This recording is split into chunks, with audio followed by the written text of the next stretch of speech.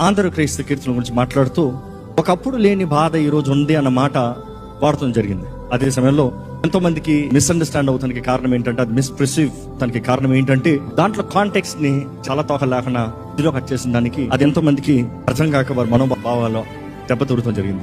చెప్పను ఉద్దేశించింది ఏ రీతిగానే దేవుని స్తుతించండి అయ్యా, ఇర్రెస్పెక్టివ్ ఆఫ్ బ్లేమింగ్, క్రిటిసైజింగ్. కానీ ఎంతో మందికి అది ఎలా వెళ్ళిందంటే, రాజ్ ప్రకాష్ పాల్ ఆంధ్ర క్రైస్తవ కీర్తనలంతా సినిమా పాటలు అన్నాడు అని తప్పుడు అర్థం తెలియంది. దాన్ని బట్టి నేను ఎంతగానో దుఃఖిస్తున్నాను.